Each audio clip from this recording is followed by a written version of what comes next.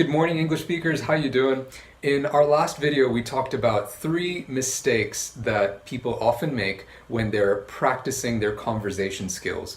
And mistake number 2 was about giving responses that are too short. Now, you might be somebody who is generally quieter and less talkative. That might just be your personality. And it might just be how you normally socialize, even in your native language. And if that is the case, then adding more detail to your responses might not come to you naturally. You might just be thinking, I don't know what else I should say.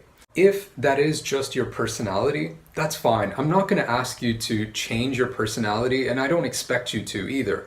But keep in mind that when you are practicing your conversation skills in a new language and your goal is to acquire fluency, you do need to step out of your comfort zones to try and practice as much as possible. That's what's going to help you make the most improvement. And when you're out in the real world and you've acquired the level of fluency that you want, you are then free to choose how much you speak, how much detail you give, and how long your responses are. But when you are practicing in a classroom, your goal is not just to have a regular conversation. Your goal is to practice as much as possible and to improve your level of fluency. It's also worth mentioning that this is a skill that's specifically tested on a lot of English speaking tests. You see, if they give you a topic and ask you to speak about it for a certain amount of time, and you just give a really short response, or if you make the same 1 or 2 points over and over again, it doesn't matter how good your vocabulary, grammar, and pronunciation is, you're going to get marked down for it. Okay, so if changing your personality is not the solution, then what should you do? Well, if speaking in more detail is not something that comes to you naturally, it's still a skill that you can learn. And here's a little exercise that you can do to develop that skill. You can do this all by yourself in as little as just 5 minutes.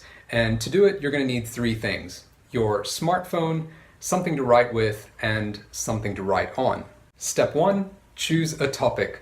This can be a topic from one of your lessons or practice sessions, or it can be a model speaking topic for the exam that you're preparing for. Step 2, start recording yourself on your smartphone and start speaking about the topic. Try to speak as much as you can and give as much detail as you can. Be very careful not to fall into the trap of repeating the same points over and over just for the sake of giving a longer response. Step 3, once you run out of things to say, stop recording and think of a follow-up question to ask yourself. Write it down. Try to ask yourself an open-ended question. That means it would start with one of these fact-finding words: who, what, when, where, why, or how. After that, you can just repeat steps 2 and 3 as many times as you like, depending on how much time you want to spend. Now, I've got one more bonus tip for you, but before that, I want to share with you an announcement that I think you're gonna love. I have a free Facebook conversation group.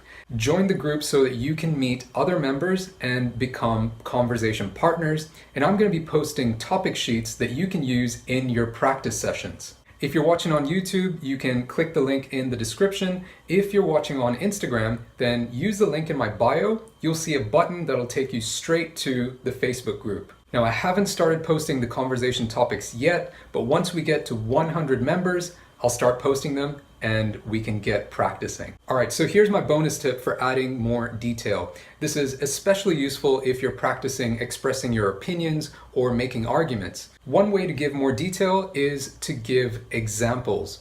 Once you've made your point, give an example that illustrates that point. And if your example is something a little bit more complex, try to describe it in detail, and that gives you even more things to say.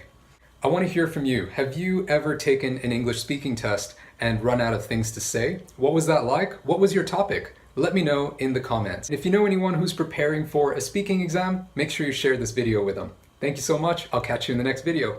Bye.